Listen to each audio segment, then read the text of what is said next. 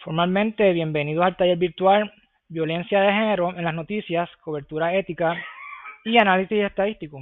Les habla Francisco Pesante, coordinador del programa de Academias y Talleres del Instituto de Estadísticas de Puerto Rico. El taller de hoy tiene como objetivo clarificar las definiciones y tipos de violencia de género para asegurar que los comunicadores comprendan sus diversas formas y cómo las distintas expresiones de violencia se manifiestan tanto de manera evidente como sutil en distintos contextos sociales y culturales. También buscamos explicar la clasificación de feminicidios y transfeminicidios con el fin de que los profesionales de los medios comprendan la importancia de diferenciar entre distintos tipos de homicidios por razones de género y sus consecuencias sociales, contribuyendo a una cobertura informada y precisa. Buscamos capacitar en el uso de una cobertura visual y narrativa sensible y ética en los medios, evitando la revictimización y el sensacionalismo, mientras se subraya el impacto del periodismo responsable en la percepción pública y las políticas sobre violencia de género. Y buscamos promover el uso adecuado de los datos y estadísticas sobre violencia de género en los medios, garantizando que la información sea presentada de manera precisa y contextualizada para evitar la desinformación o la minimización de los hechos. Para este taller contamos con los recursos de la doctora Idania Rodríguez, Mariluz Besares y la licenciada Grisel Ortiz. En un breve esbozo de la trayectoria laboral de la doctora Idania Rodríguez Ayuso, esta lleva sobre 20 años desempeñándose como epidemióloga, investigadora y educadora. Ha liderado proyectos para mejorar la accesibilidad y la calidad de las estadísticas, incluido el análisis de los cambios observados en las estadísticas de mortalidad y su revisión, así como la implementación de instrumentos de evaluación y organización de salud mental de la Organización Mundial.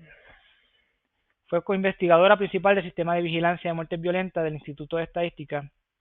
Se desempeñó como directora de la Iniciativa de Salud para Adultos Mayores, donde se realizaban pruebas de seguimiento de COVID-19 en establecimientos de cuidado prolongado en el Departamento de Salud. Actualmente funge como especialista en proyectos estadísticos y epidemiológicos en el Instituto de Estadística. A su vez, es profesora conferenciante en la Universidad Ana G. Méndez. La doctora Rodríguez ha brindado consultoría sobre diversos temas de salud a diferentes entidades y sus principales intereses en la investigación incluyen la prevención de la violencia, la salud materno-infantil y la salud mental. Por su parte, Mariluz Besares Salinas posee una maestría en ciencia con especialidad en demografía de la Universidad de Puerto Rico, recinto de ciencias médicas. Trabajó como asistente de proyectos en el estudio continuo de salud y en el de Puerto Rican Elderly Health Conditions en el recinto de ciencias médicas. Fungió como asesor en asuntos demográficos y estadísticas en la Administración de Servicios de Salud Mental y contra la Adicción y en el Departamento de Salud. Desde el año 2016 ejerce como gerente de proyectos estadísticos del Instituto de Estadística y como investigadora principal del Sistema de Notificación de Muertes Violentas de Puerto Rico, adscrito al Sistema Nacional de Muertes Violentas de los Centros para el Control y Prevención de Enfermedades de los Estados Unidos.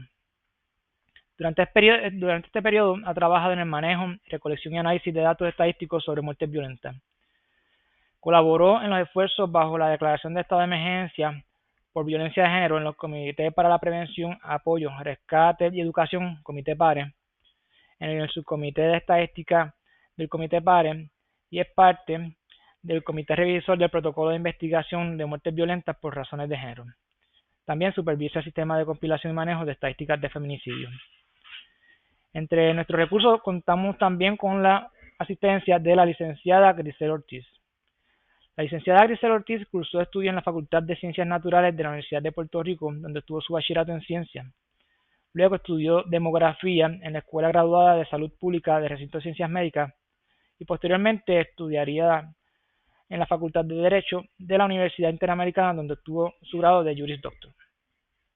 Comenzó su carrera profesional como analista estadístico en Triple S y posteriormente se desempeñó como investigador institucional en la Universidad Central de Bayamón y desde el 2007 tiene abierta su oficina legal donde ejerce el derecho civil y notarial. Ha sido asesora legal de la Policía de Puerto Rico y el Departamento de Seguridad Pública. Actualmente es asesora legal del Departamento de Salud de Puerto Rico en el Laboratorio de Toxicología de Alcohol. Es asesora legal del Instituto de Estadística, así como profesora de la Academia de Policía de Puerto Rico en materias de procedimiento criminal, evidencia, derechos civiles y derechos humanos. La licenciada Ortiz es miembro del Colegio de Abogados de Puerto Rico, donde pertenece a la Comisión de Derechos Civiles y a la Comisión de Asuntos del Abogado. En sus 17 años de abogada ha pertenecido siempre al panel de abogados pro bono del Colegio de Abogados. Dada esta breve biografía laboral, les comento que las presentaciones van a tener una duración aproximadamente de hora y media. Les voy a pedir que cualquier pregunta que tengan o duda con relación al material presentado lo hagan o lo compartan dentro de la plataforma de GoToWebinar, que tiene un espacio para poder compartir dichas preguntas.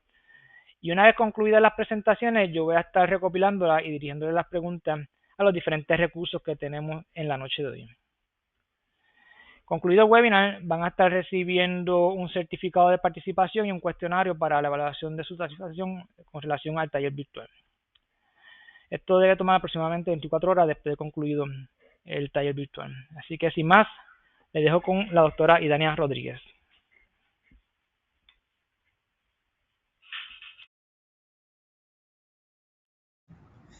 Saludos, muy buenas noches a todos. Gracias por estar aquí presentes.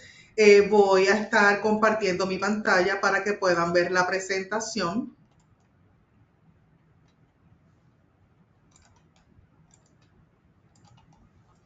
Como bien mencionó el doctor Pesante, yo soy la doctora Idania Rodríguez y hoy vamos a estar explorando cómo entender mejor este fenómeno complejo y cómo cubrirlo de manera apropiada y sensible. Espero que esta presentación les brinde información de valor.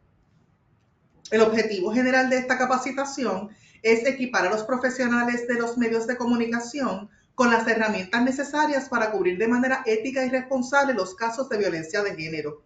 Buscamos garantizar que la representación de las sobrevivientes en los medios sea precisa, sensible y libre de estigmatización. Es crucial que los periodistas y comunicadores entiendan la complejidad de estos temas y adopten un enfoque informado y empático al informar sobre ellos. Al mejorar la calidad de la cobertura mediática, esperamos contribuir a una mayor concientización pública y a un apoyo más efectivo para las víctimas y sobrevivientes de violencia de género. Vamos a comenzar con la definición de violencia.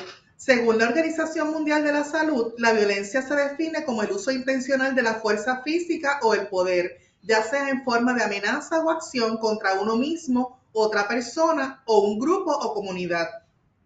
Esto puede causar lesiones, muerte, daños psicológicos, trastornos del desarrollo o privaciones. Es importante entender esta definición amplia de la violencia que va más allá del daño físico directo. Debemos estar atentos a todas las formas en que se puede manifestar la violencia, incluyendo las consecuencias psicológicas y sociales. Al comprender mejor la definición de violencia, podremos identificar y abordar este problema de manera más efectiva. Vamos a una actividad, les voy a mostrar un QR code donde usted puede entrar y va a contestar en ese enlace que le va a abrir una palabra o varias palabras que describa la violencia de género. Además de esto, el doctor Pesante va a estar compartiendo el enlace con ustedes, o si entra a menti.com puede utilizar este código, el 38779823, y someter sus respuestas.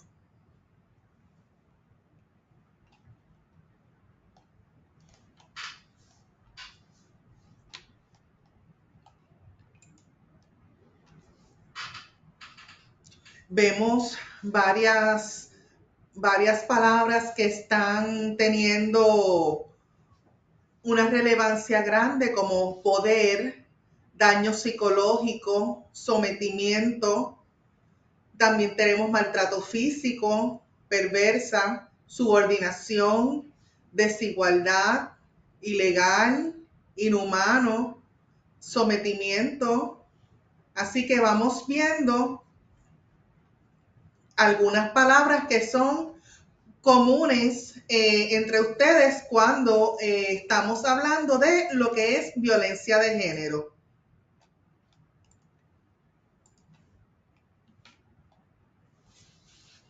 Se mantiene como palabras comunes: abuso, poder, sometimiento y daño psicológico. Son las que más estamos viendo actualmente. Vamos a continuar con la presentación. Como muy bien dicen, la violencia de género es un tema importante y sensible que afecta a muchas mujeres en todo el mundo. Es crucial abordar este problema de manera respetuosa y empática, reconociendo el impacto profundo que tiene en la vida de las mujeres. Y al hablar de este tema es importante enfatizar la necesidad de crear conciencia, promover la igualdad y apoyar a las víctimas. La violencia de género es cualquier acción o conducta basada en el género que causa la muerte, daño o sufrimiento físico, sexual o psicológico a las mujeres y niñas. Esta violencia puede ocurrir tanto en el ámbito público como en el ámbito privado. Es importante entender el alcance y la gravedad de este tipo de violencia que afecta a las mujeres y niñas de manera desproporcionada. Debemos estar atentos a las señales de violencia de género y estar preparados para brindar apoyo y recursos a las víctimas. Según la Orden Ejecutiva 201-13, la violencia de género se define como conductas que causan daño físico, sexual o psicológico a otra persona, motivadas por estereotipos de género creados por hombres y mujeres. Los estereotipos de género son opiniones o prejuicios basados en las funciones sociales o relaciones de poder. Poder fue una de las palabras que salió bastante contundente en las respuestas que ustedes dieron, que una cultura le asigna al hombre o a la mujer. Es importante entender esta definición y los conceptos de estereotipos de género para poder identificar y prevenir la violencia de género. La violencia de género se manifiesta de múltiples formas, cada una con sus propias características y consecuencias para la víctima. Algunas de las principales formas de violencia de género incluyen violencia física, violencia psicológica, violencia sexual, violencia económica y violencia simbólica. Cada tipo de violencia tiene un impacto profundo en la vida de las víctimas, afectando su bienestar físico, emocional y social. Es importante reconocer y clasificar los diferentes tipos de violencia de género para poder abordarlos de manera efectiva y brindar el apoyo adecuado a las víctimas. Entender las diversas manifestaciones de la violencia de género es el primer paso para desarrollar estrategias de prevención y atención integral. Comenzamos con la violencia física. La violencia física se define como el riesgo o la disminución de la integridad corporal de una persona. Algunos ejemplos de violencia física incluyen golpizas, empujones, sacudidas, estrujones y agresiones con objetos o líquidos, ácidos o sustancias similares que causan daño al entrar en contacto con el tejido humano. Es importante enfatizar que este tipo de violencia puede tener consecuencias físicas y psicológicas que son graves para la víctima. Al hablar de este tema, es clave transmitir empatía y sensibilidad y destacar la necesidad de prevenir y erradicar este tipo de conductas. Aquí vemos una noticia que presenta la historia de una mujer que fue atacada con ácido por su expareja. El titular dice: la historia de Esmeralda Millán, víctima de los ataques con ácido en México. Me decía que si yo no era suya no iba a ser de nadie. Lo dejé y me atacó. La violencia psicológica es una forma de abuso que busca degradar, controlar y manipular a la víctima a través de diferentes tácticas como la intimidación, amenazas, humillación y aislamiento. Algunos ejemplos claves incluyen revisar el celular y redes sociales de la persona sin su consentimiento, hacer críticas destructivas y comentarios negativos y enfadarse por incumplimiento de tareas consideradas propias de la mujer. Es importante entender que este tipo de violencia puede tener un impacto profundo en la salud mental, la autodeterminación y el desarrollo personal de la víctima. Al identificar y abordar estos comportamientos, podemos ayudar a crear relaciones más sanas y empoderar a las personas afectadas. Un titular de ¿verdad?, que presenta este tipo de ejemplo es Natalia, víctima de violencia psicológica. La peor secuela es creer que no mereces que te pase nada bueno. Esta noticia presenta la historia de una mujer que sufrió violencia psicológica por 2 años a manos de su exnovio. Violencia sexual. La violencia sexual es cualquier acto que se ejerce sobre una persona para imponer una conducta sexual en contra de su voluntad. Esto incluye actos como violaciones dentro de la pareja o el matrimonio, acoso sexual, embarazos forzados y presionar a alguien a tener relaciones sexuales no deseadas. Es importante entender que la violencia sexual no solo implica violencia física, sino también violencia psicológica y moral. Estos actos vulneran el desarrollo sano de la sexualidad y el bienestar físico y mental de las víctimas. Es crucial reconocer y denunciar todas las formas de violencia sexual para poder prevenir y brindar apoyo a las personas afectadas. Este titular dice La Manada. El caso del grupo de 5 jóvenes que abusó sexualmente de una chica en los Sanfermines que causa indignación en España. El caso de La Manada se refiere a un incidente de violación grupal que ocurrió en Pamplona, España, durante las fiestas de San Fermín el 7 de julio del 2016. 5 hombres agredieron sexualmente a una mujer. Violencia por prejuicio. La violencia por prejuicio es un tipo de violencia que se dirige específicamente a las personas por su orientación sexual o identidad de género. Esto incluye actos como la mutilación genital de mujeres trans, violaciones correctivas de mujeres lesbianas y hombres trans y la persecución o amenazas a hombres gay. También puede tomar formas más sutiles como la violencia simbólica y la discriminación contra personas LGBTQ+. Es importante entender que esta violencia surge del deseo de castigar a quienes se considera que desafían las normas sociales de género y sexualidad. Como sociedad, debemos trabajar para erradicar este tipo de violencia y crear un entorno más seguro y respetuoso para todas las personas, independientemente de su orientación sexual o identidad de género. En este titular vemos 3 mujeres trans asesinadas y 2 golpeadas en inicio de 2024. Exigen justicia para Gaby, Miriam, Samantha, Paola y Nicté. En los primeros 14 días de 2024, 3 mujeres trans fueron asesinadas y 2 más golpeadas en México. Nos matan porque pueden, dice activista. Violencia patrimonial. La violencia patrimonial es una forma de abuso que afecta directamente los recursos y bienes de la mujer. Se define como la pérdida, transformación, sustracción, destrucción, retención o distracción de objetos, instrumentos de trabajo, documentos personales, bienes, valores o derechos económicos destinados a satisfacer las necesidades de la mujer. Algunas formas de violencia patrimonial incluyen registrar los bienes de la sociedad conyugal a nombre del esposo, destruir bienes personales y o materiales, vender sin autorización objetos de valor o propiedades y destruir u ocultar documentos que prueben que la mujer es propietaria de algún bien. Estos actos buscan limitar la autonomía económica de la mujer y mantenerla en una posición de dependencia, lo cual es una clara violación a sus derechos y una forma de control abusivo. Aquí vemos el ejemplo de Samantha Batallanos. El titular dice: Samantha Batallanos amplía denuncia contra Jonathan Maicelo por violencia patrimonial. Se quedó con mi DNI y objetos de valor. La modelo declaró que el boxeador aún no le ha entregado varias de sus pertenencias que retiene, incluyendo su documento nacional de identidad, pasaporte y joyas. En este caso, esta joven modelo solicitó a su expareja la devolución de sus objetos personales. Incluso fue a la policía a reclamarlas y no había tenido éxito en obtenerlas.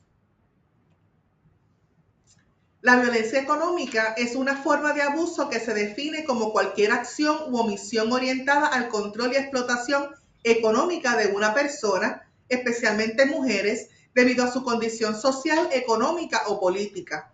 Esta forma de violencia puede ocurrir en relaciones de pareja, familiares, laborales o económicas. Algunos ejemplos incluyen usar el poder económico para controlar las decisiones y proyectos de vida de la pareja, prohibir su participación en la economía del hogar o exigir que se rinda cuenta de todos los gastos. Es importante reconocer y abordar este tipo de violencia, ya que limita la autonomía y oportunidades de desarrollo de las víctimas. Aquí habla Agustina, 10 años sufriendo violencia económica. Miraba cada gasto que yo hacía, pero no vi nunca su dinero. En estos casos, la violencia no acaba con la ruptura de la pareja, porque la relación de dependencia sigue con el impago de la manutención de los hijos. A través del chantaje se sigue perpetuando la violencia económica, explica la psicóloga Naya Martínez. Esta noticia es de una mujer que estableció su propio negocio y ese negocio fue exitoso. Su esposo comenzó a controlarle los gastos y dejar toda la responsabilidad económica de la casa y los hijos sobre ella, sin él aportar dinero. Disculpen. Violencia simbólica. Esta no es tan conocida. La violencia simbólica es una forma sutil pero poderosa de opresión que se manifiesta a través de mensajes, valores, símbolos e imposiciones sociales, económicas, políticas, culturales y de creencias religiosas. Esta forma de violencia es insidiosa porque está profundamente arraigada en las estructuras sociales y culturales. Algunos ejemplos concretos incluyen la imposición de prácticas culturales o religiosas, la generación de estereotipos dañinos, la imposición de normas de belleza, la cosificación de la mujer en los medios y el uso de lenguaje sexista. Estos ejemplos demuestran cómo la violencia simbólica perpetúa sistemas de opresión y desigualdad de género de manera difícil de reconocer y combatir. En los ejemplos que tenemos aquí de titulares de noticias, 9 de cada 10 mujeres sufren violencia simbólica en el ámbito laboral y educativo. En Ciudad de México, la mayoría de las mujeres han experimentado violencia simbólica en su vida, con mensajes que condicionaban sus profesiones, que les exigen tener determinados cuerpos y además dictan lo que se pueden o deben hacer en el día a día. El otro titular dice, violencia simbólica hacia la mujer, la agresión invisible, naturalizada y difícil de erradicar. La cosificación de las mujeres, los roles que tradicionalmente se le asocian como labores de cuidado y de limpieza, y los estereotipos sexistas, entre otras, son las formas en que se manifiesta la violencia simbólica, lo que por su carácter de invisible y naturalizada es la base de toda la violencia de género. También tenemos la violencia institucional. Esta se refiere a la discriminación y falta de diligencia debida por parte de las autoridades competentes en la atención de casos de violencia contra las mujeres. Es un problema grave que impide que las mujeres víctimas de violencia tengan acceso a la justicia. Algunos ejemplos son cuando el Estado y sus operadores judiciales no cumplen con sus obligaciones en casos de violencia de género, o cuando un juez absuelve al perpetrador dudando de la credibilidad de la víctima a pesar de la evidencia.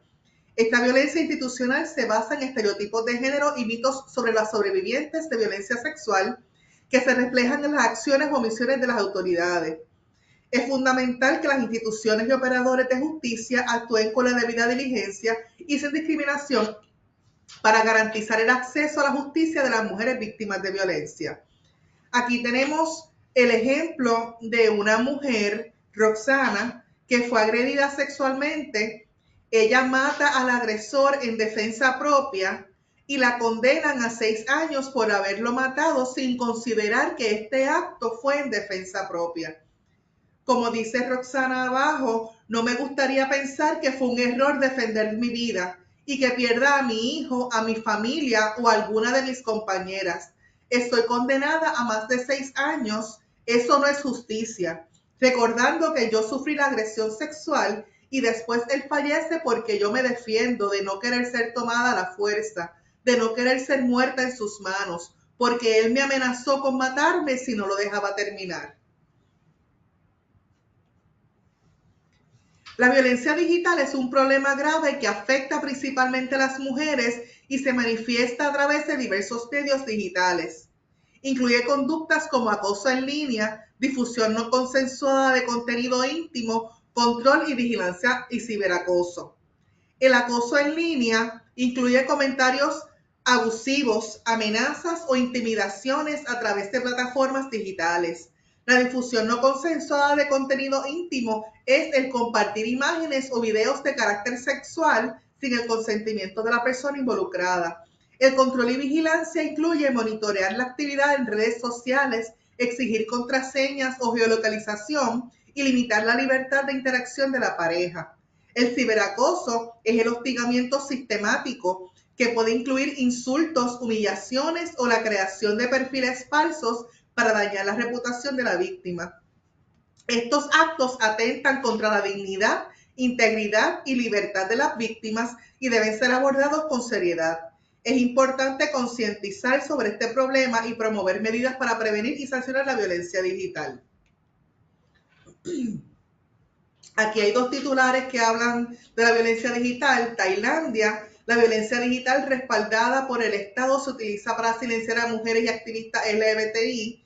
Y dice, en Tailandia, mujeres y activistas LGBTI están siendo objeto de una avalancha de ataques insultantes en Internet con lenguaje misógino, homofóbico y transfóbico, contenido sexualizado y otras formas de violencia de género facilitadas por la tecnología, afirma Amnistía Internacional en su nuevo informe que se publicó ese día, el 16 de mayo del 2024.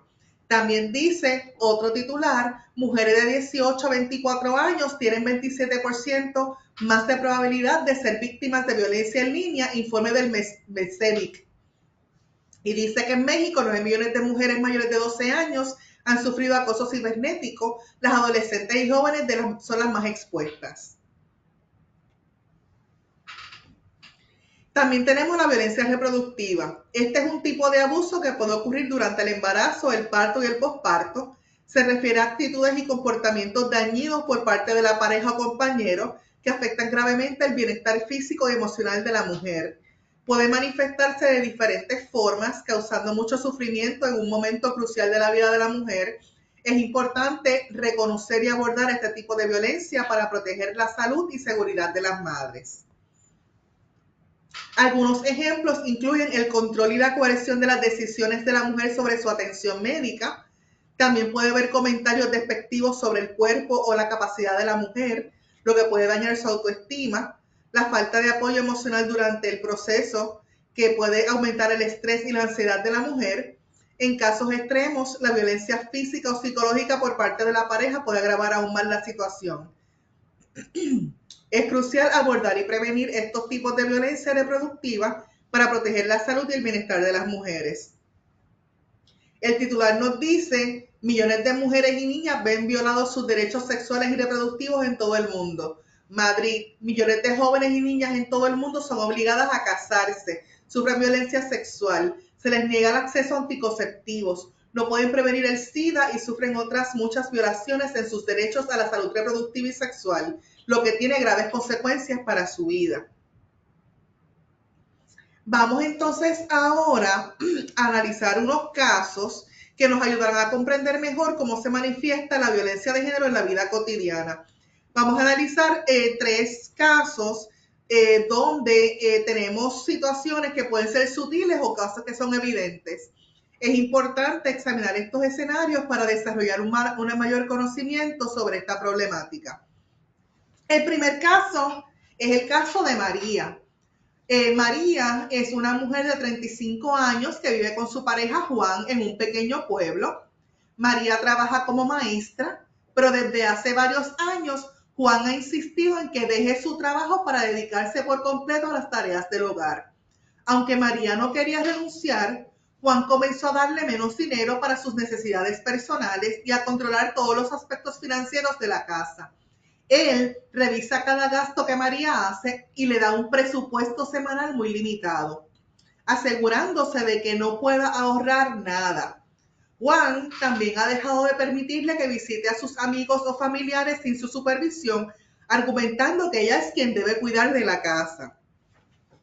¿Qué formas de violencia de género están presentes en este caso? Vamos a contestar usando el QR code. También el doctor Pesante va a estar compartiendo el enlace para los que no pueden acceder al QR code. Y también tenemos la forma de poderlos trabajar directamente entrando el código.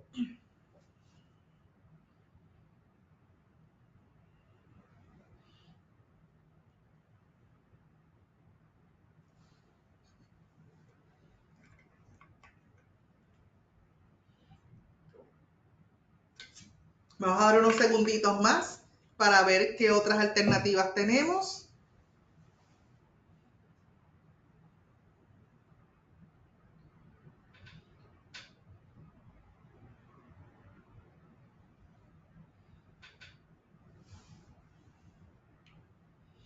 Ok, ya nos estabilizamos con las respuestas. Las respuestas correctas son psicológica y económica. Estas dinámicas de poder y control limitan gravemente la autonomía y la capacidad de María de tomar decisiones sobre su propia vida. Vamos entonces ahora a ver otro caso. Tenemos el caso de Carla. Carla es una joven de 22 años que comenzó una relación con Luis hace un año. Al principio todo parecía ir bien, pero con el tiempo Luis comenzó a exigirle que le diera acceso a todas sus cuentas de redes sociales y que le mostrara sus mensajes de texto regularmente. Luis constantemente le envía mensajes para saber dónde está y con quién, y se enoja si Carla no responde de inmediato. Recientemente, Luis empezó a publicar comentarios despectivos sobre Carla en sus redes sociales, acusándola de ser infiel y etiquetando a sus amigos y familiares para que todos vean sus acusaciones. Carla siente que está siendo vigilada todo el tiempo y ha empezado a evitar el uso de su teléfono para no enfadar a Luis. ¿Qué formas de violencia de género están presentes en este caso? Tenemos aquí el QR code. También el doctor Pesante va a estar compartiendo el enlace a través del chat.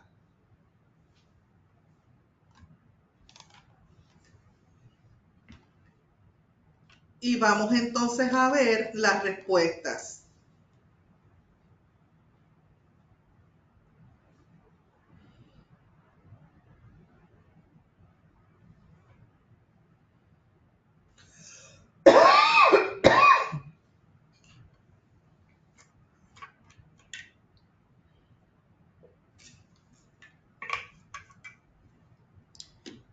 Como muy bien mencionaron, las respuestas son psicológica y digital. En este caso, podemos ayudar acá, para ayudar a Carla, sería importante brindarle apoyo psicológico y emocional, así como información sobre los recursos legales y de protección disponibles para víctimas de violencia de género.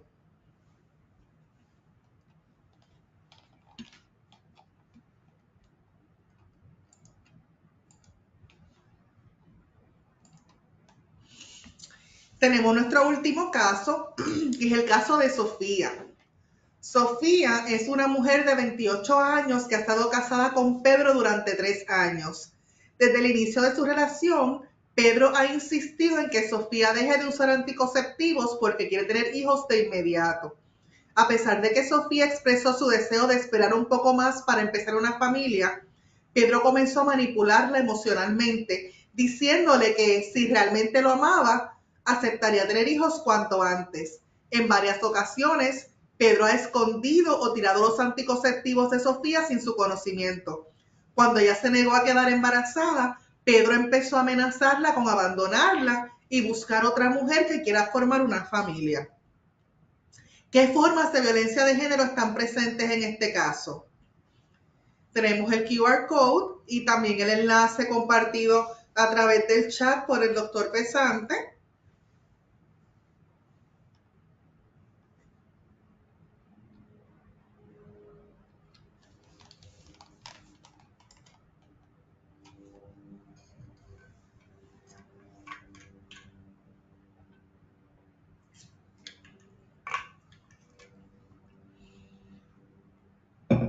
Como muy bien han dicho, tenemos la psicológica y la reproductiva.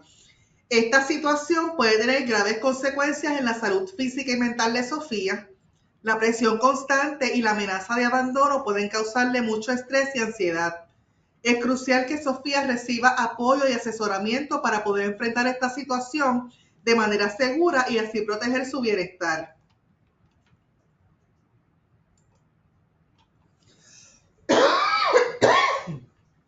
La violencia de género a menudo se manifiesta de formas sutiles y simbólicas, más allá de la violencia física evidente. Es importante estar atento a estas formas más sutiles de violencia que pueden ser difíciles de identificar, pero son igualmente dañinas. Al comprender estas manifestaciones sutiles, podemos empezar a abordar el problema de una manera más integral y efectiva. Tenemos el micromachismo. El micromachismo se refiere a actitudes y comportamientos cotidianos que refuerzan la desigualdad de género, a menudo de forma sutil. Algunos ejemplos son los comentarios despectivos que minimizan las capacidades de las mujeres, ignorar u opacar sus opiniones y actitudes que buscan controlar el espacio físico o emocional.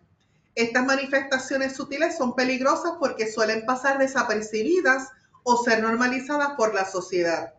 Como periodistas y comunicadores, es fundamental que seamos capaces de identificar y exponer estas formas menos evidentes de violencia de género para contribuir a su visibilización y prevención. Tenemos el gaslighting, que es una forma de abuso emocional en la que una persona intenta hacer dudar a otra de su propia percepción de la realidad. Algunas manifestaciones comunes incluyen negar hechos, descalificar las emociones de la víctima, proporcionar información contradictoria para confundirla. Este tipo de manipulación psicológica puede tener graves consecuencias en la salud mental de la víctima. Es importante estar atentos a estas dinámicas y reconocerlas para poder abordarlas de manera más efectiva. El control sutil. Esta es una forma de dominar a la pareja de manera indirecta, utilizando tácticas poco evidentes pero efectivas. Algunos ejemplos de comportamientos de control sutil incluyen celos disfrazados de preocupación, revisión de dispositivos personales y aislamiento social. Estos comportamientos pueden parecer inofensivos, pero en realidad son formas de ejercer poder y control sobre la pareja de una manera muy sutil. Es importante estar atentos a estas señales y no normalizar este tipo de conductas, ya que pueden ser perjudiciales para la salud de la relación a largo plazo. Como pareja, es crucial establecer límites que sean saludables y comunicarse de manera abierta y honesta para evitar que el control sutil se infiltre en la relación.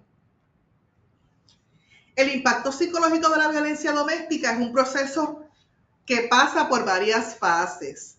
En la fase inicial, la víctima experimenta choque, negación y confusión. En la fase intermedia surgen síntomas de ansiedad, depresión y trastornos de alimentación junto con sentimientos de culpa y vergüenza. A largo plazo, la víctima puede desarrollar trastorno de estrés postraumático y problemas en sus relaciones. No obstante, con el apoyo adecuado, la víctima puede procesar el trauma y reconstruir su autoestima en la fase de recuperación. La violencia de género tiene un impacto devastador que va más allá de la víctima directa, afectando a todo el núcleo familiar. Los hijos que presencian violencia pueden desarrollar problemas emocionales y conductuales a largo plazo, perpetuando un ciclo intergeneracional de violencia. A nivel económico, la violencia de género conlleva altos costos sociales, incluyendo gastos en atención médica, servicios sociales y pérdida de productividad laboral. Las víctimas a menudo enfrentan dificultades para mantener un empleo estable o avanzar en sus carreras, lo cual agrava su situación. A nivel comunitario, la violencia de género erosiona el tejido social, generando un clima de inseguridad y desconfianza y limitando la participación de las mujeres en la vida pública. Es crucial comprender el amplio alcance de las consecuencias sociales de la violencia de género para poder abordarlas de manera integral y efectiva. Los femicidios o feminicidios son la muerte violenta de mujeres y niñas por razones de género. Estos actos de violencia fatal pueden ocurrir en diversos contextos, dentro de la familia, en relaciones interpersonales, en la comunidad o incluso perpetrados o tolerados por el Estado. Es importante entender que estos crímenes están específicamente motivados por razones de género, lo que los distingue de otros tipos de homicidio. Debemos prestar atención a esta forma extrema de violencia contra las mujeres y niñas y trabajar para prevenirla y erradicarla. Vamos a definir algunos términos claves relacionados con los asesinatos de mujeres y personas trans. El feminicidio es el asesinato de mujeres y niñas por razones de género. El transfeminicidio es el asesinato de personas trans por razones de género. En esta, la víctima es una persona cuya identidad o expresión de género, ya sea real o percibida, no corresponde con aquella asignada al nacer. También hay asesinatos de mujeres y personas trans que no están relacionadas con motivos de género. Y finalmente, hay algunos casos que siguen bajo investigación, que deben dividirse entre mujeres y personas trans. Es importante entender estas definiciones para poder analizar y abordar adecuadamente este problema. El feminicidio y transfeminicidio, como mencioné, son términos importantes que describen el asesinato de mujeres y personas trans por razones de género. Hay tres categorías principales de feminicidio y transfeminicidio. Está el íntimo, que es cuando la víctima tenía una relación íntima con el agresor como pareja, expareja o amante. El familiar, cuando el agresor tiene un vínculo de parentesco con la víctima. El parentesco puede ser por consanguinidad, afinidad o adopción. Y el no íntimo es cuando el agresor no tiene una relación íntima o familiar con la víctima, pero la mata por razones de género. Es importante entender estas categorías para abordar y prevenir estos crímenes de una manera más efectiva. Esta es una noticia de feminicidio íntimo. Colombiana fue asesinada por su expareja en Estados Unidos, era madre de 2 menores y ahora su familia vive un drama. El hombre le quitó la vida a la mujer de manera violenta y dejó a sus hijos sin su mamá. La familia de la víctima pide ayuda. Esta noticia habla de una mujer que fue matada por su expareja luego de que se encontraran para hablar sobre asuntos de los hijos. Noticia de feminicidio familiar. Ixtapaluca, hombre mata a su hija de 11 años y luego se quita la vida. El padre y la madre de la menor se encontraban separados. Esta noticia habla de un padre que asesinó a su hija. Estaba separado de la madre de la menor. Noticia de feminicidio no íntimo. Sabina Nessa, men jailed for murdering London teacher. Esta noticia habla de un hombre que luego de ser rechazado por su esposa, decidió atacar y matar a una mujer desconocida. Las raíces de la muerte violenta de mujeres y niñas se puede resumir en varias. Está el sistema patriarcal, que es la raíz fundamental. Este sistema subordina a las mujeres y niñas al dominio masculino. Se basa en relaciones históricamente desigualdades de poder entre hombres y mujeres. Y estas desigualdades y la subordinación femenina son la base de la muerte violenta de mujeres y niñas. Aquí tenemos lo que se conoce como el iceberg de la violencia de género. El concepto del iceberg de la violencia se utiliza para ilustrar la complejidad y la profundidad de la violencia de género. Como podemos ver, hay unas áreas que son visibles, como es el asesinato, que es la manifestación más extrema de la violencia de género, la agresión física, la violación, el abuso sexual, la amenaza, el grito, el insulto.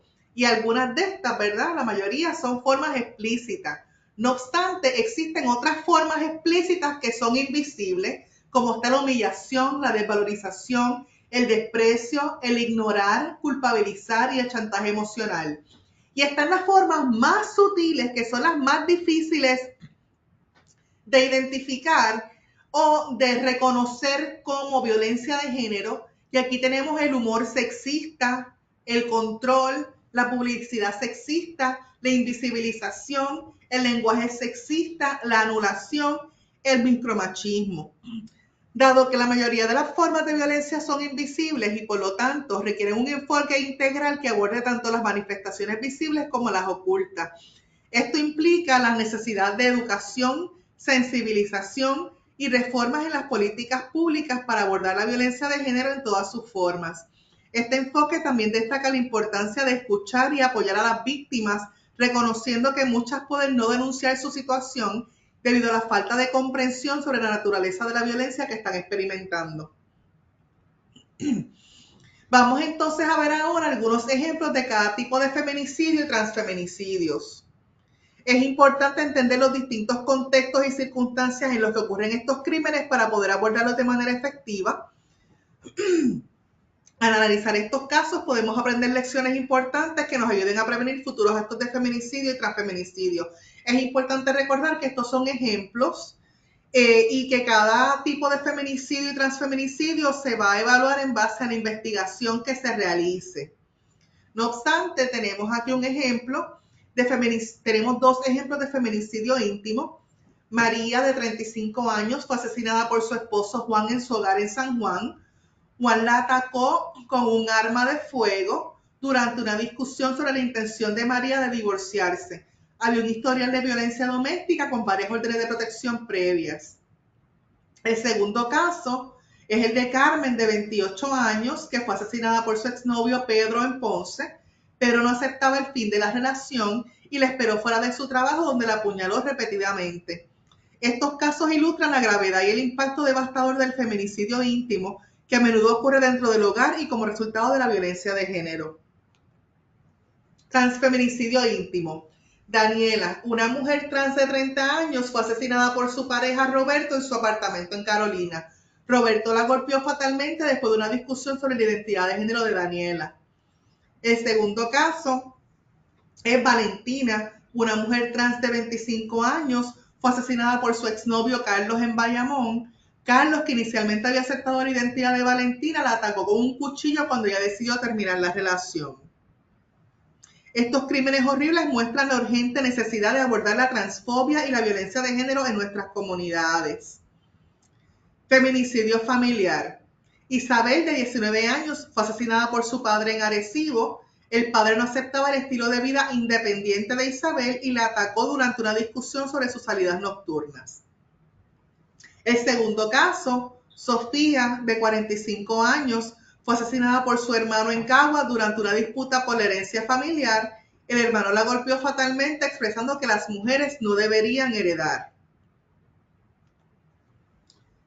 Unos ejemplos de transfeminicidio familiar está Elena, una mujer trans de 22 años, fue asesinada por su tío en Fajardo. El tío, que no aceptaba la identidad de género de Elena, la atacó durante una reunión familiar.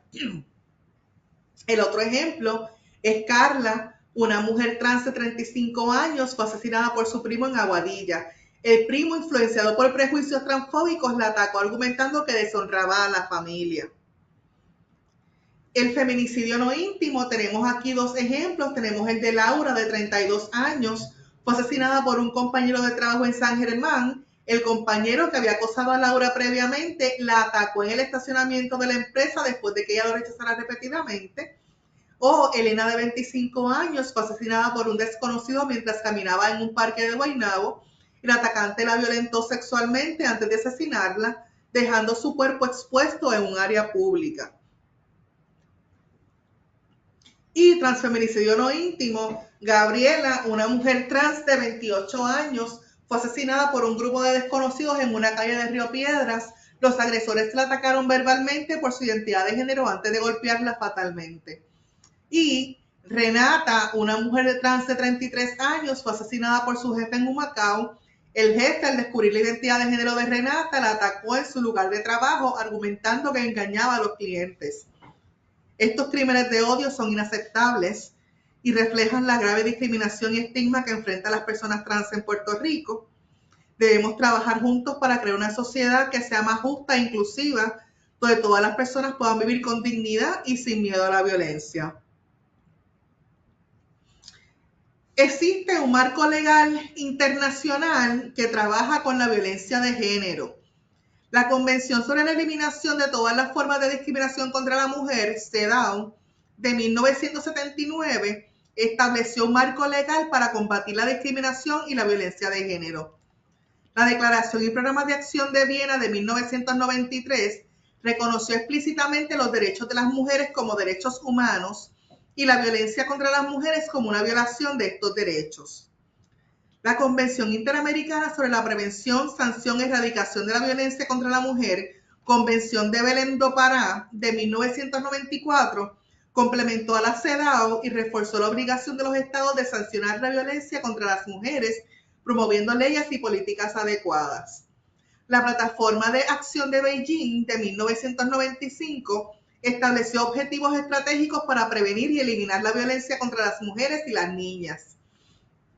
Y finalmente, el Convenio de Estambul de 2011 es el tratado internacional más completo sobre prevención y lucha contra la violencia contra las mujeres y la violencia doméstica.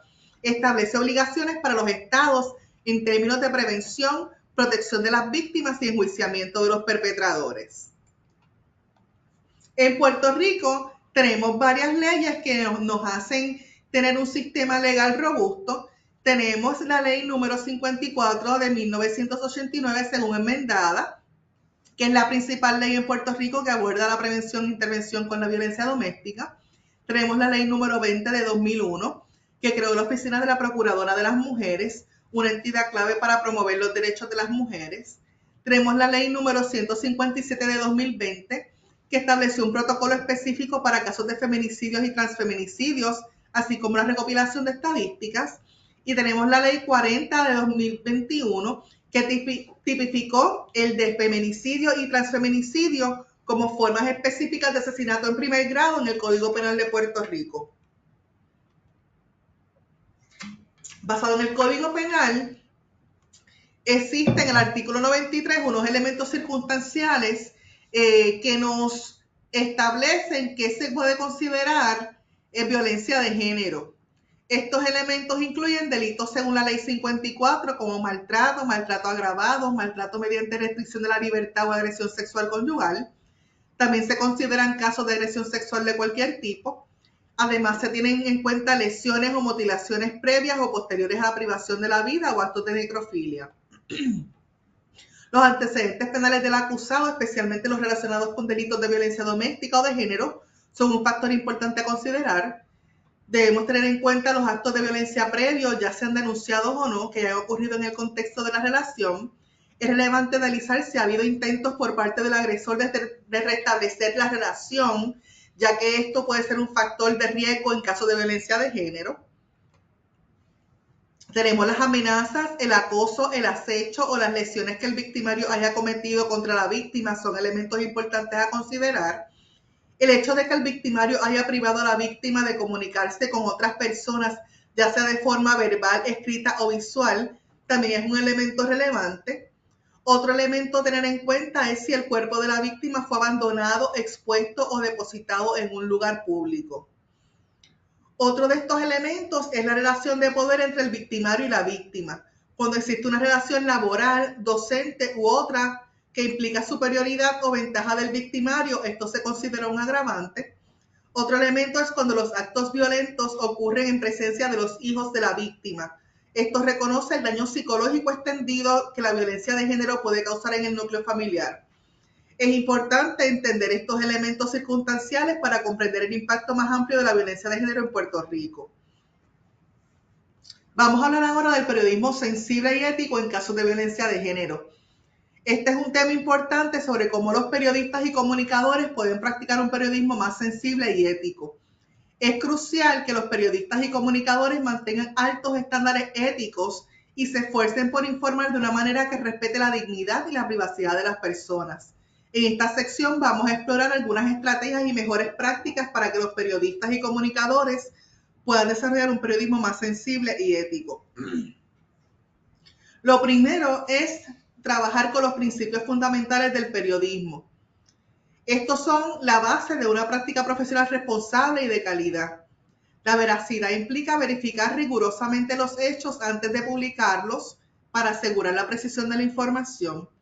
La objetividad requiere presentar la información de manera equilibrada, sin sesgos o preferencias personales. La independencia editorial es crucial para mantener la autonomía del periodismo frente a ante presiones externas. La ética periodística exige respetar la dignidad de las fuentes y sujetos de las noticias. Estos principios son fundamentales para que el periodismo cumpla su función de informar a la sociedad de manera confiable y responsable. Disculpen. El uso del lenguaje es fundamental para transmitir respeto y evitar perpetuar estereotipos dañinos. Por ejemplo, evitar frases como crimen pasional para describir la violencia de género. Es importante emplear términos técnicos y legales correctos como agresor en lugar de marido o novio cuando se describe un caso de violencia de género. Debemos evitar expresiones que puedan sugerir que la víctima es responsable de la violencia sufrida. No cuestionar las acciones de la víctima o su vestimenta. Al hablar de temas sensibles como la violencia de género, es crucial utilizar un lenguaje que no culpabilice a la víctima. Es importante evitar la especularización y el sensacionalismo al cubrir casos de feminicidio. Debemos respetar la privacidad y dignidad de la víctima y su familia. No debemos justificar al agresor ni culpar a la víctima. Es crucial utilizar términos precisos como feminicidio o feminicidio para describir estos crímenes de género. Debemos proporcionar información sobre recursos de ayuda y apoyo a las víctimas de violencia de género. También es importante contextualizar cada caso dentro de la problemática social más amplia. Para informar de manera responsable, es recomendable consultar a expertos en violencia de género y dar seguimiento a los casos y al proceso judicial. El feminicidio no es un crimen aislado, sino que forma parte de un problema estructural relacionado con la cultura machista y la violencia de género. Es importante marcar cada caso de feminicidio dentro de este contexto más amplio, entrevistando a expertos que puedan explicar estos vínculos. Debemos evitar reproducir estereotipos de género que perpetúan la violencia, como hacer referencia a la vestimenta o la vida personal de la víctima. La cobertura periodística debe respetar la presunción de inocencia, el debido proceso y la protección de menores involucrados, para evitar revictimizar a las víctimas y sus familias. La perspectiva de género debe estar presente de manera transversal en el ejercicio periodístico. Es crucial que los periodistas reciban una formación constante sobre temas de género y violencia para asegurar que estos temas se traten con la seriedad y relevancia que merecen. Debemos proteger la privacidad y el bienestar de los menores involucrados en estos casos, evitando su exposición innecesaria a los medios y garantizando su seguridad emocional. Los medios tienen una gran responsabilidad social en la deconstrucción de estereotipos y en la creación de conciencia sobre la violencia de género. Su rol es fundamental en la promoción de una sociedad libre de violencia y discriminación.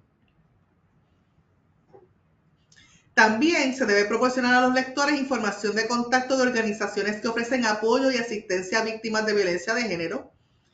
Deben de enfocar la noticia en el comportamiento previo del agresor en lugar de examinar la conducta de la víctima para entender mejor el crimen. Y hay que respetar el proceso legal, usar los términos apropiados, presunto responsable, imputado, culpable, y evitar la mediatización judicial. La seguridad y el bienestar de las víctimas deben ser nuestra máxima prioridad, cubrir casos sensibles. Debemos evitar revelar información que pueda poner en peligro a la víctima o a sus familiares. Es crucial mantener la confidencialidad de la identidad de la víctima a menos que tengamos su consentimiento explícito. Debemos evitar incluir detalles innecesarios que puedan identificarla indirectamente. Al presentar la información debemos hacerlo de manera objetiva y respetuosa, sin incurrir en detalles gráficos o lenguaje sensacionalista que pueda trivializar la violencia. Es importante situar los casos individuales en el contexto más amplio de la violencia de género como problema social, evitando tratarlos como incidentes aislados. En el caso de la violencia de género, el empoderamiento de la víctima es clave para evitar la revictimización. Debemos permitir que la víctima tenga control sobre su narrativa y respetar sus deseos sobre qué información compartir y cómo hacerlo. Es importante enfocarnos en la resiliencia de las víctimas, destacando su fuerza y capacidad de recuperación, en lugar de centrarnos únicamente en su victimización. Debemos evitar hacer preguntas culpabilizadoras que sugieran que la víctima pudo haber evitado la agresión. Por ejemplo, no preguntar por qué no lo dejaste antes. Al finalizar los artículos o reportajes sobre violencia de género, es crucial incluir información sobre servicios de apoyo y líneas de ayuda disponibles para las víctimas. En el periodismo, especialmente al cubrir temas sensibles como la violencia de género, es crucial contar con fuentes confiables y verificar meticulosamente la información. Este proceso no solo garantiza la precisión de los reportajes, sino que también contribuye a una cobertura responsable y ética. La verificación de información implica contrastar datos con múltiples fuentes, analizar documentos oficiales y consultar con expertos en el tema. Es fundamental mantener un escepticismo saludable y no dar por sentada ninguna información sin antes corroborarla. Las fuentes confiables pueden incluir instituciones gubernamentales, organizaciones especializadas en derechos de la mujer, académicos reconocidos en el campo y testimonios directos debidamente verificados. La diversidad de fuentes enriquece la narrativa y proporciona una visión más completa del tema. Los expertos académicos son una fuente confiable de información sobre estudios de género, violencia doméstica y derechos humanos. Es importante verificar sus credenciales y publicaciones recientes para asegurar su experiencia en el tema. Las organizaciones especializadas como ONG que trabajan directamente en la prevención y atención de la violencia de género suelen contar con una comprensión profunda de la problemática. Contactar a estas entidades puede ser una fuente valiosa de información. Las instituciones oficiales pueden proporcionar datos relevantes. Sin embargo, es importante verificar que los datos sean los más recientes y contrastarlos con otras fuentes cuando sea posible. Para verificar la información en casos de violencia de género, vamos a comenzar revisando la recopilación inicial de información sobre este caso de violencia de género. Es importante reunir todos los detalles disponibles, incluyendo reportes policiales, declaraciones de testigos y cualquier cobertura mediática previa. Luego vamos a contrastar esta información de diferentes fuentes para identificar discrepancias o inconsistencias. Buscaremos diversas fuentes independientes para confirmar los hechos clave. Vamos a solicitar y revisar documentos oficiales como denuncias o informes judiciales para corroborar los detalles del caso. Y finalmente vamos a consultar con expertos en violencia de género para contextualizar la información y asegurarnos de que la interpretación de los hechos es correcta. La desinformación sobre la violencia de género puede perpetuar mitos y estereotipos dañinos, como la idea de que las víctimas provocan la violencia. La difusión de información falsa también puede generar desconfianza en las instituciones y el sistema de justicia, lo que desalienta a las víctimas de buscar ayuda o denunciar. Además, la propagación de información falsa o distorsionada puede causar un daño adicional a las víctimas, exponiendo su privacidad o cuestionando su credibilidad. Es crucial abordar estos riesgos de la desinformación para poder brindar un apoyo efectivo a las víctimas de violencia de género y fomentar la confianza en el sistema. Las organizaciones civiles que trabajan en la prevención y atención de la violencia de género son fuentes valiosas de información contextualizada. Pueden proporcionar casos de estudios y análisis expertos sobre las tendencias actuales. Estas organizaciones pueden facilitar el contacto con sobrevivientes que estén dispuestas a compartir sus historias, asegurando que se haga de manera ética y segura. También pueden ofrecer orientación sobre cómo abordar estas entrevistas de manera sensible. Las ONG especializadas pueden ayudar a los periodistas a evaluar la efectividad de las políticas y programas gubernamentales contra la violencia de género, proporcionando una perspectiva crítica y basada en la experiencia de primera mano. Vamos entonces a hablar un poquito de la cobertura visual y narrativa de los casos de violencia de género, ya que esto es un aspecto que es fundamental del periodismo. Las imágenes y los relatos pueden transmitir información poderosa y emocional sobre eventos y situaciones. Es importante que los periodistas aborden este tipo de cobertura con sensibilidad y respeto, especialmente en temas delicados como escenas de crimen. Al combinar lo visual y lo narrativo, podemos brindar a la audiencia una comprensión más profunda y significativa de los acontecimientos. El uso responsable de las imágenes en la cobertura periodística es fundamental para proteger la dignidad y privacidad de las víctimas y evitar la especularización de la violencia. Es importante utilizar técnicas como el desenfoque facial o tomas que no revelen la identidad de las víctimas a menos que se tenga su consentimiento explícito. Debemos evitar el uso de imágenes gráficas o sensacionalistas que puedan trivializar la violencia o causar un impacto traumático en la audiencia. Las imágenes utilizadas deben ser relevantes y apropiadas para el contexto de la historia, evitando perpetuar estereotipos. Como alternativa, se pueden considerar el uso de imágenes simbólicas o ilustraciones que representen el tema sin recurrir a la representación directa de la violencia. Es necesario hablar de la construcción de narrativas respetuosas al abordar la violencia de género. El enfoque de supervivencia es clave. Presentar a las víctimas como personas fuertes y resilientes, no solo como víctimas. Es crucial contextualizar los casos individuales dentro del marco más amplio de la violencia de género como un problema social y estructural. Incluir perspectivas diversas como de expertos, activistas e instituciones para ofrecer una visión completa del problema. Enfocar también en soluciones como recursos de ayuda, iniciativas de prevención y ejemplos de superación de la violencia. La violencia de género es un problema que afecta a personas de todas las edades, orígenes étnicos, clases sociales y orientaciones sexuales. Es importante presentar una variedad de casos para desafiar la idea de que solo ciertos grupos son víctimas. Debemos tener cuidado con el lenguaje que usamos, evitando reforzar roles de género tradicionales o expectativas sociales estereotipadas. Por ejemplo, evitar sugerir que ciertas profesiones o comportamientos son típicamente masculinos o femeninos. Es crucial abordar y desmentir activamente los mitos comunes sobre la violencia de género, como la idea de que la víctima provoca la violencia o que ciertos grupos culturales son más propensos a ser agresores. Debemos proporcionar datos y evidencia que contradigan estos estereotipos. El poder de los medios de comunicación es innegable en el mundo moderno. Los medios tienen la capacidad de influir en la opinión pública, moldear narrativas y generar cambios a gran escala. Es importante entender cómo funcionan los medios y cómo pueden utilizarse de manera responsable y ética. Los medios de comunicación tienen un papel fundamental en la formación de la opinión pública. Son la voz que llega a la sociedad y moldean la percepción que tenemos de la realidad. Su influencia se extiende a la toma de decisiones tanto a nivel individual como colectivo. Es importante entender el poder que tienen los medios para informar, persuadir a la audiencia. Debemos ser conscientes de este poder y consumir información de manera crítica y responsable. Agenda setting. Los medios dicen qué pensar. Los medios de comunicación tienen un gran poder para influir en la opinión pública al decidir qué noticias cubrir y cómo presentarlas. No solo presentan y reflejan la realidad, sino que la construyen y establecen la agenda de temas importantes para la sociedad.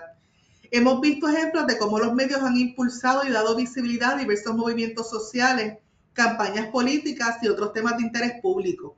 Es importante tener en cuenta este papel influyente de los medios a la hora de consumir y analizar la información que recibimos. El encuadre o framing se refiere a la manera en que se presenta una historia, el lenguaje, las imágenes y el contexto utilizado. Esto puede influir en la interpretación de la audiencia sobre el tema. Por ejemplo, cómo se habla sobre la violencia de género. Es importante ser conscientes del framing y cómo puede afectar la opinión pública sobre un asunto. Debemos analizar cuidadosamente cómo se cuenta una historia. Vamos a ver un ejemplo concreto de cómo el framing puede impactar la percepción de la gente sobre diferentes temas. Aquí vemos dos titulares sobre el caso de la muerte de Keishla. Uno dice, as Puerto Rico mourns Keishla Rodríguez death, boxer Félix Verdejo is indicted in her killing. Y el otro dice, Félix Verdejo, ex-boxer, convicted of killing pregnant lover, Keishla Rodríguez Ortiz, gets life sentence. Uno de los títulos, el primero, tiene un tono empático que presenta que hay duelo por la muerte de esta y que se encontró a Félix Verdejo como culpable. En el segundo titular se sensacionaliza más la sentencia de la culpabilidad al indicar que fue de una amante embarazada. Cuando vemos, eso no necesariamente es el enfoque de la noticia. El enfoque es que hubo una muerte de una mujer y fue por un factor de género. Como periodistas tienen el deber de informar al público de manera objetiva y honesta. Pueden ser agentes de cambio social al denunciar injusticias y promover la transparencia en la sociedad. En Puerto Rico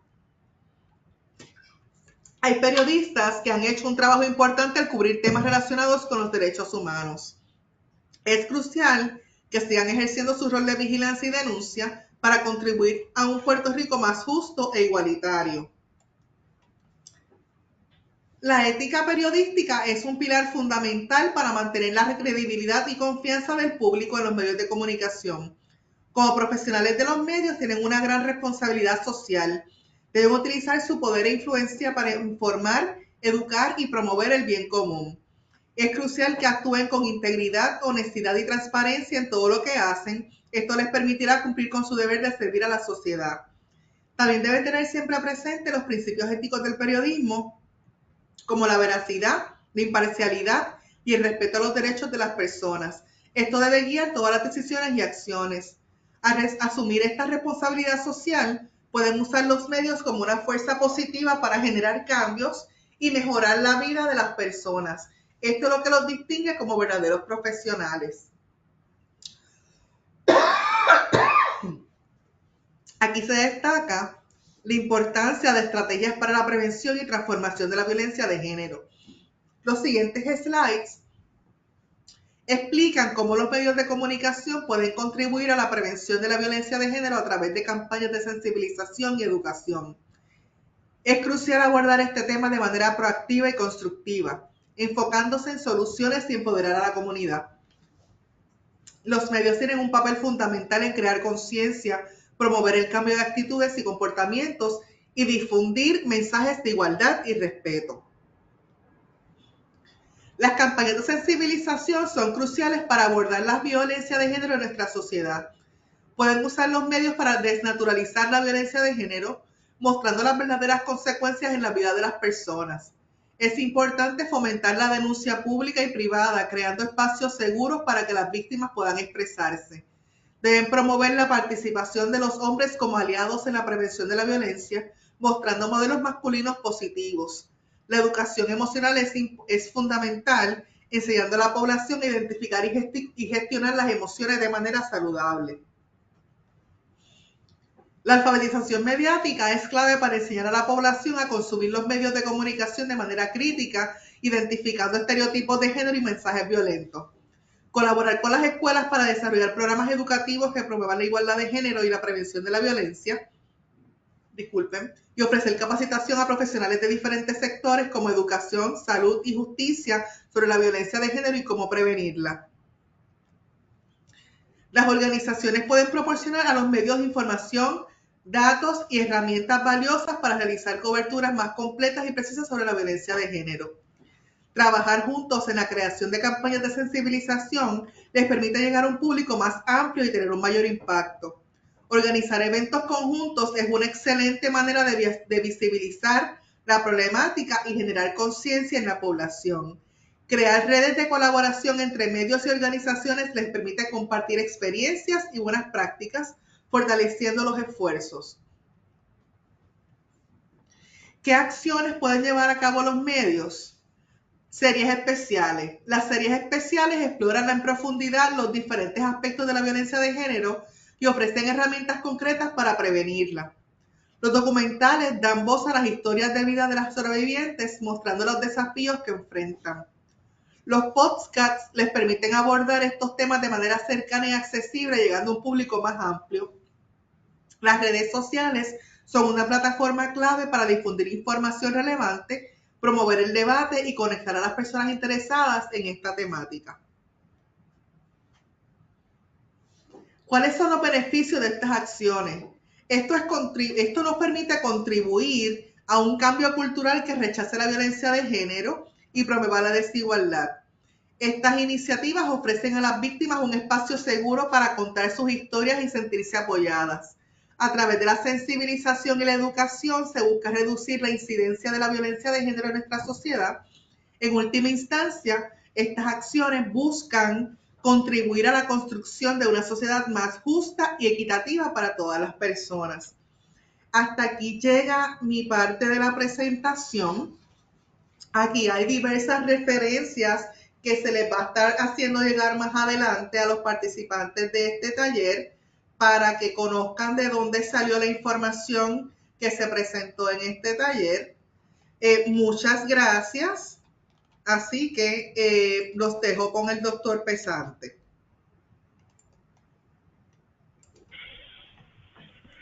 Muchas gracias por tan valiosa presentación, doctora Rodríguez. Vamos a dar entonces una oportunidad de cierre para que Marilu Besares también comparta una información relativa al tema. Perfecto.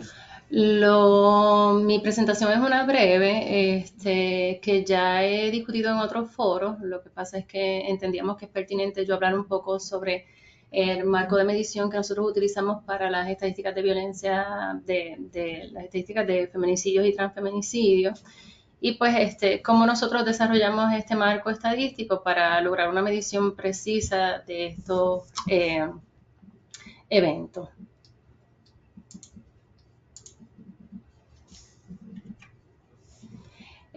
Comienzo con esta cita, que es que para estudiar el fenómeno del feminicidio es necesario contar con datos pertinentes, accesibles, oportunos, verídicos, precisos y comparables que contribuyan a generar soluciones. Y utilizo esta cita ya que esto es lo que nosotros siempre hemos procurado en el Instituto de Estadística. Siempre buscamos la mejor calidad de los datos posible y nosotros nos regimos por unos estándares de calidad y unos principios estadísticos que les presento cuáles son estos principios estadísticos, pero quiero puntualizar aquellos que entendemos que están bien relacionados a la generación de datos sobre feminicidios y transfeminicidios. Principalmente lo que es buscar la objetividad, que esto es presentar datos con transparencia e integridad, evitar resultados que sean predeterminados. Nosotros pues rechazamos totalmente todas aquellas investigaciones que buscan estadísticas con resultados predeterminados. Recordar la información privilegiada. Es bien importante siempre mantener la confidencialidad y la sensibilidad de los datos para no revictimizar a los familiares de las víctimas de feminicidios y transfeminicidios. Y mantener la confianza en las estadísticas. Esto es sumamente importante. ¿Y cómo lo hacemos? Presentando datos que sean correctos, precisos y confiables. Dado que la ley 40 establece, además de pues, que el delito de asesinato por razones de género como delito de asesinato en primer grado, también manda a la creación de un protocolo de investigación de casos de muertes violentas de mujeres y personas trans por razones de género, y el establecimiento de un sistema de compilación y manejo de estadísticas de feminicidios y transfeminicidios, en que el instituto, en conjunto con la Policía de Puerto Rico, el Instituto de Ciencias Forenses y el Registro Demográfico del Departamento de Salud, establecieran este sistema que funciona como un sistema de vigilancia de la ocurrencia de muertes violentas de mujeres y personas trans. Nosotros desarrollamos un marco estadístico con objetividad científica y para esto utilizamos como guía principalmente dejándonos llevar por el marco estadístico para la medición de los homicidios de mujeres y niñas por razones de género, desarrollado por el Centro Global de Excelencia de Estadísticas de Género de la Organización de ONU Mujeres, la Organización de las Naciones Unidas.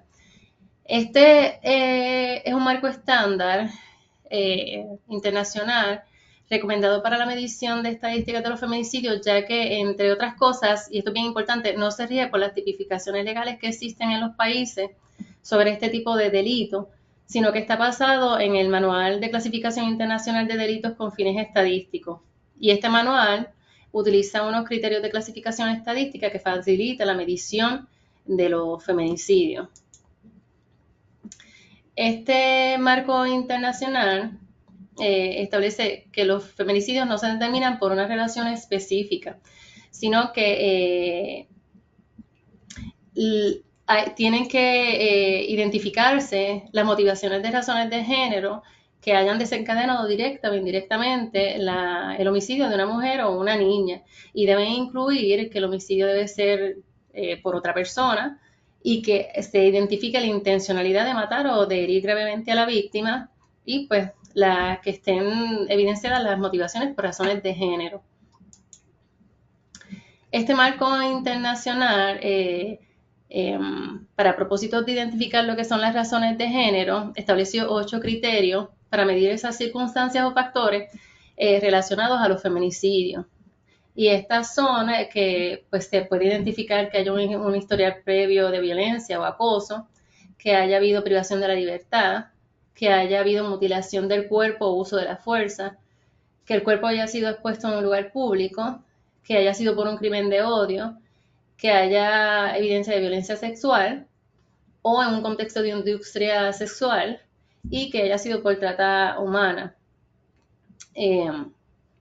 Pero la evidencia de las estadísticas sobre feminicidios a nivel mundial refleja que estos ocurren principalmente por pareja o expareja o por miembros de la familia. Y estos a su vez son los feminicidios que son más fáciles de identificar. Y cabe destacar que con el establecimiento de estas circunstancias permite, ¿no?, la identificación de los casos de violencia de género que van más allá de la esfera familiar o de una relación de pareja o expareja. No obstante, nosotros entendíamos que existían otras razones de género que no estaban contempladas en este marco internacional y que a su vez nosotros debíamos añadir otras circunstancias que estaban contenidas en nuestra ley, porque sí, en efecto, son razones de género. Y estas circunstancias son que el asesinato haya ocurrido en la línea de fuego por parte de un hombre o persona en el mismo lugar en el que asesinan o intentan asesinar a una mujer por razones de género, el que el victimario había intentado establecer con la víctima una relación íntimo-sentimental, el que el asesinato haya ocurrido en presencia de los hijos. Es bien importante entender que no todos los homicidios son feminicidios, ya que no todos los homicidios cumplen con criterios de feminicidio. Los feminicidios son un subgrupo de homicidios y para que sean feminicidios el homicidio tiene que haber sido intencional y tienen que haber identificándose las razones de género. Es por esto que el marco internacional establece las razones de género para que pues obviamente se pueda identificar y hacer esa distinción entre lo que son los homicidios y lo que es un feminicidio. Y para esto es bien importante investigar cuidadosamente los homicidios de mujeres y personas trans para determinar si en efecto se trata de un feminicidio o un transfeminicidio. Y por ejemplo, la literatura que aborda el tema de los feminicidios especifica que, por ejemplo, mujeres que mueren por balas perdidas, mujeres que mueren en contexto en que es bruto, kayaking, esos no son feminicidios. La doctora Rodríguez Ayuso estuvo hablando un poquito sobre la tipificación de los feminicidios. Lo que quiero puntualizar es que se clasifica principalmente por la relación de la víctima con el agresor, ¿no? Y en el caso de los feminicidios no íntimos, es bien importante señalar que, por ejemplo, puede darse en contextos de cuidado, de un cuidador hacia la víctima. Puede ser un amigo, puede ser una persona conocida, puede ser una persona en una relación de trabajo, puede ser conocido o no por la víctima, puede ser un autor que no se sabe quién es, pero se identifican las circunstancias del incidente de muerte violenta, que hay razones de género. Como el protocolo de investigación investiga todas las muertes violentas, nosotros recopilamos la información de todas las muertes violentas, que estas son los homicidios, los suicidios, las muertes que están bajo investigación y aquellos muertes violentas que están en un estado no determinado, que es donde no se pudo determinar por los elementos de información disponibles si fue una muerte por homicidio o fue una muerte por suicidio. Una vez nosotros identificamos los homicidios, empezamos a analizar la información disponible para hacer una correspondiente clasificación de estos homicidios. Como pueden ver, las muertes bajo investigación no son clasificadas bajo feminicidio o bajo otra clasificación hasta que nosotros no tengamos la información disponible. Una vez se identifiquen si hay razones de género o no, procedemos a hacer la clasificación correcta. Discúlpenme. Nosotros, para generar las estadísticas de feminicidio, nosotros utilizamos las fuentes de datos que les comenté previamente, la investigación criminal realizada por la negociadora Policía de Puerto Rico, la investigación médico-legal realizada por el Instituto de Ciencia Forense y los datos del certificado de defunción. Estas fuentes de información son la información de calidad. Integración de estos datos nos da información más completa y detallada para entender el contexto en el que ocurren estas muertes violentas. Esto, además de permitirnos obtener datos, nos pone en mejor posición para trazar estrategias de prevención, establecer política pública y tener un mejor entendimiento de por qué están ocurriendo estos eventos tan fatales en Puerto Rico. Comunicar los datos correctos de feminicidio es una labor de todos. Los mejores estándares profesionales exigen brindar información contextualizada, verificada y equilibrada. Y esto es lo que debe poner en práctica cuando se informa sobre feminicidio. No implica vincularse a una causa o militancia, sino comprender la complejidad del fenómeno para explicarlo de forma correcta. Esto es una cita de la Guía para la Cobertura Periodística de Feminicidios y Violencia Basada en Género, desarrollada por ONU Mujeres. Y la tengo aquí en esta presentación porque es bien importante que nosotros llevemos con precisión las estadísticas de feminicidio desde una perspectiva objetiva para nosotros poder llevar la información correcta y poder analizar el contexto en el que ocurren estos eventos de manera objetiva, precisa y con una correcta medición. Nosotros, siguiendo las recomendaciones de Iniciativa Latinoamericana de Datos Abiertos, ellos sugieren, ¿no? Recomiendan comunicar los feminicidios de forma oportuna y precisa desde las fuentes oficiales para prevenir el mal uso del término en la prensa y facilitar la cobertura más pertinente en los medios.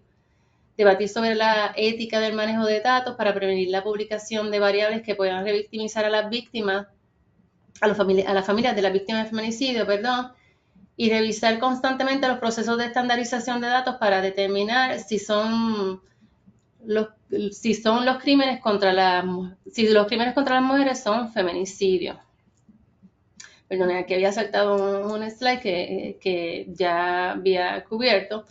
Como mencioné, comunicar los datos correctos de feminicidios es labor de todo, ya mencioné la cita, y es bien importante contar con estadísticas de feminicidio que reflejen con mayor precisión la realidad del problema en Puerto Rico.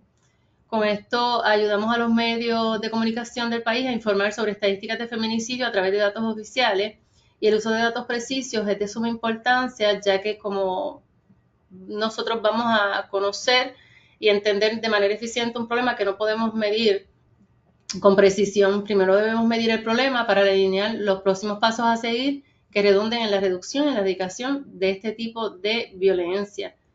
Y esto, como me estaba mencionando la doctora Rodríguez Ayuso, esto debe ser a través de un esfuerzo que venga de diferentes sectores. Nosotros entendemos que el fenómeno del feminicidio se estudia desde diferentes vertientes, ya sea un enfoque de justicia penal, un enfoque de derechos humanos, un enfoque sociológico. Nosotros utilizamos el enfoque salubrista, que está más orientado hacia el levantamiento de estadísticas que nos den una precisión en la medición de estos tipos de eventos.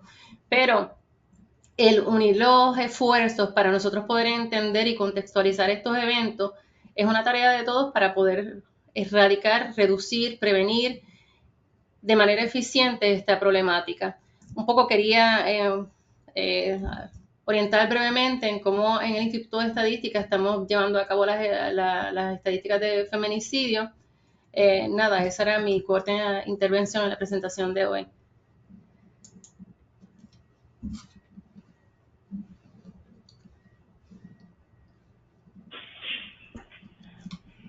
Muchas gracias, Mariluz y doctora Rodríguez. Quiero agradecer por una presentación tan abarcadora y tan profunda a la vez. Experiencia que nos permite conocer mucho más sobre este problema de la violencia de género, que si fuésemos a investigar por nuestra cuenta nos tomarían semanas o meses poder alcanzar dicha profundidad y amplitud sobre la comprensión de esta problemática. Voy a proceder a leer algunas de las preguntas que hemos recibido hasta el momento. Tienen el espacio para seguir sometiendo algunas preguntas que tengan con relación a la presentación de esta noche. La primera de ellas es una observación y plantea que es importante ampliar los tipos de violencia para incluir a parejas del mismo sexo y a parejas que incluyan a una persona no binaria. Tenemos por aquí los embarazos forzados. ¿Caen bajo violencia reproductiva? Saludos. Pues en los embarazos forzados, si fueron producto de una agresión sexual, caerían bajo violencia sexual, pero cuando es la coerción de quedar embarazada, cuando tú no quieres quedar embarazada, ahí quedaría bajo lo que es violencia reproductiva.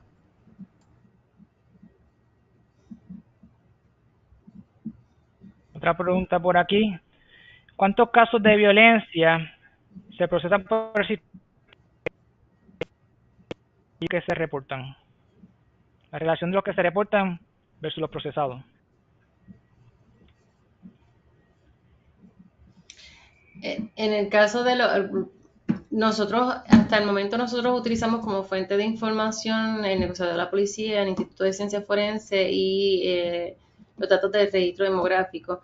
Nosotros por el momento no tenemos esa estadística porque manera en que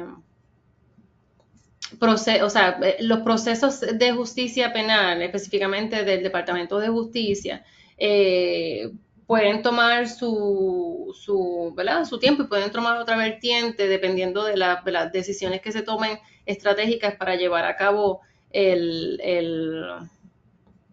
proceso de juicio y eso. Sí es una nosotros estamos en una fase ya nosotros implementamos un marco estadístico y una de las cosas que nosotros tenemos en proyectos futuros es poder hacer esa unión de los datos del Departamento de Justicia, de verificar cuántos casos son sometidos como feminicidio, cuántos casos no son radicados. Pero en este momento nosotros no estamos llevando esas estadísticas.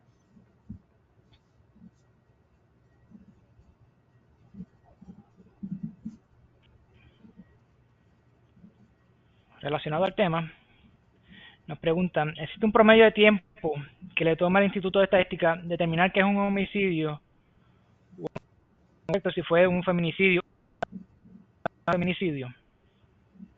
Perdón, Paco, ¿puedes repetir que te cortaste un poco? Sí. Si existe un promedio de tiempo por parte del Instituto de Estadística para determinar o diferenciar entre un homicidio de un feminicidio o transfeminicidio. Nosotros dependemos de la información que esté disponible. Nosotros damos seguimiento de los casos, pues obviamente hay que esperar que las correspondientes investigaciones criminal y médico-legal concluyan para entonces obtener los elementos de información y hacer una correspondiente clasificación.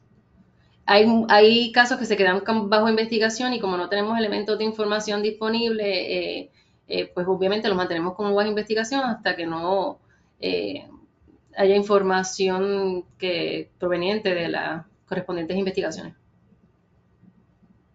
Obviamente porque las investigaciones toman su tiempo, hay unos casos que son más complejos que otros, en lo que la obtención de la información viene más rápido. Y como mencioné anteriormente, los casos que son dentro de un contexto de pareja o expareja o el contexto familiar son casos que son más fáciles de determinar.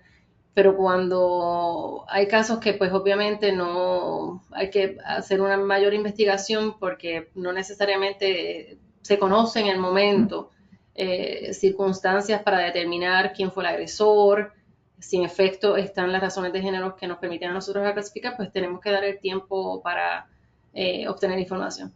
Hay que destacar que no siempre los casos van a estar de manera expedita. Hay que dar el tiempo para que transcurra la información, la investigación, ¿no? Y se pueda obtener una información que sea validada. Preguntan, si los investigadores que realizan las entrevistas no son peritos en el tema de violencia, ¿cuánto valor pueden tener los datos que se derivan de este tipo de investigación?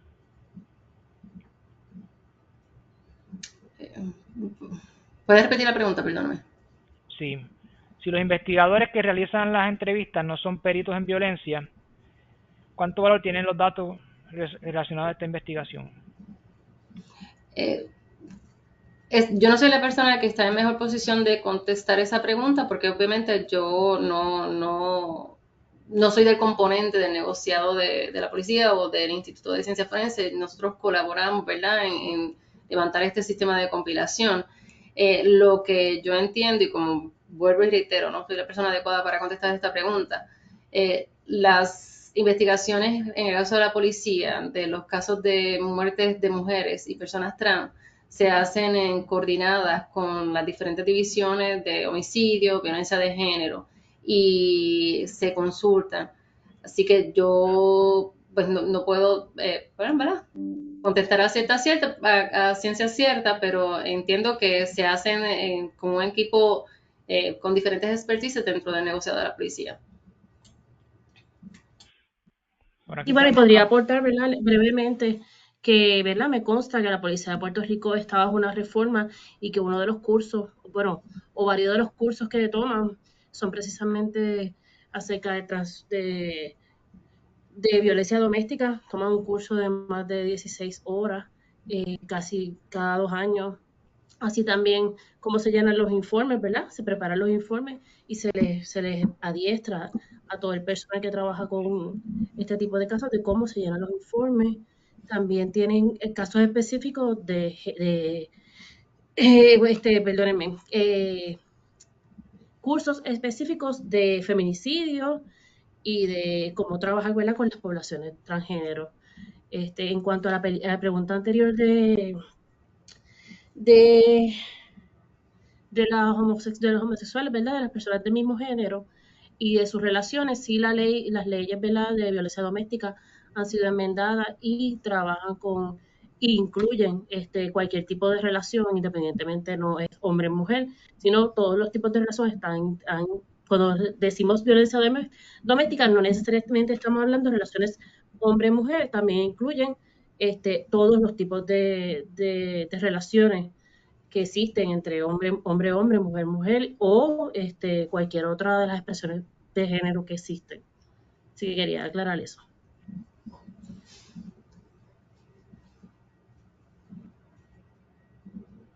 Por aquí tenemos otra pregunta. ¿Cómo se trabajan con los casos bajo investigación? Y si una vez se esclarecen, si se revisan los datos de los años anteriores.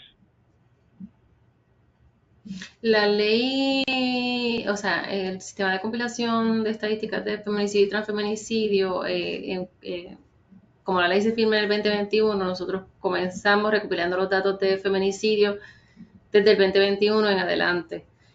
En el scope de esos años, a partir del 2021, sí se revisa. Antes de ese periodo, no. Nos preguntan por aquí si se reportan las cifras de los casos de muertes violentas bajo investigación. Sí. Por aquí tenemos la siguiente pregunta. ¿Cuál es el error más común que se podría identificar en la cobertura periodística sobre violencia de género? Usualmente en los errores que se cometen tiende a ser el proceso de estar diciendo el lugar exacto donde vivía la víctima. Eso es un área, eso es una información que es sensitiva porque si hay víctimas secundarias se le puede poner en peligro de ser identificados. También otra de las cosas que ocurren es el sensacionalismo al presentar la información, y otra de las cosas que puede ocurrir es el uso de imágenes violentas o de la escena del crimen al momento de reportar el evento. Y confirmar, ¿verdad?, la manera de muerte, o sea, que a veces hay instancias que podría pasar que se reporte como un homicidio y todavía la manera de muerte no ha sido determinada por el Instituto de Ciencia Forense, que es quien lleva a cabo la investigación médico-legal y establece la manera de muerte de la víctima.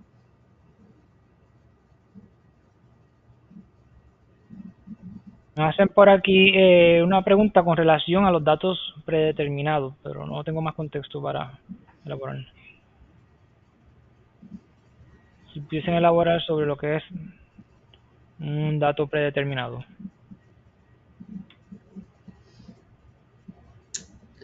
La premisa es elaborar sobre un dato predeterminado. No, yo creo que tiene que ver con que se mencionó que no trabajamos con información predeterminada, sino con los datos que surgen de las investigaciones. ¿Qué significa un dato predeterminado? Un dato predeterminado es cuando no se cumple con el debido proceso de generación de la información a través de sus respectivas investigaciones. No se tienen todos los elementos de información que se necesitan para hacer una correcta clasificación y rápido se determina de una forma, sí, los elementos de información requeridos como una cosa u otra.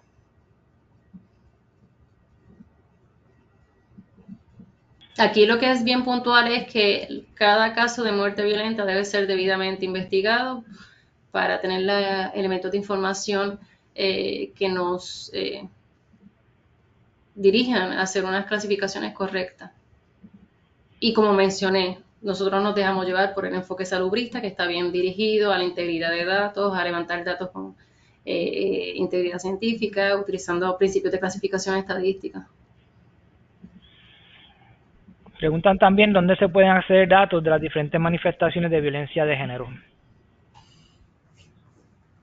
Actualmente no existen unos perfiles per se de los distintos tipos de violencia de género, no obstante, el Instituto de Estadística tiene un acuerdo de colaboración con el Departamento de Justicia, donde se está llevando a cabo para toda persona que presenta una denuncia por violencia de género, se está llenando lo que se conoce como una hoja de evaluación de riesgo. Este formulario tiene 20 preguntas que incluyen preguntas relacionadas al riesgo de esa persona de tener una muerte a manos de la persona que está, del agresor. En este tipo de preguntas que se hacen, se incluye si la persona tiene armas, si la persona ha tenido estrangulamiento no fatal, se pregunta si la persona ha sido forzada sexualmente, se preguntan varios factores de riesgo que pueden ayudarnos a conocer los tipos de violencia que se están presentando. Esos datos para el año que viene se van a estar analizando los datos de julio a noviembre de este año y se van a presentar públicamente para que todo el mundo pueda accederlos y se van a trabajar también por regiones del Departamento de Justicia.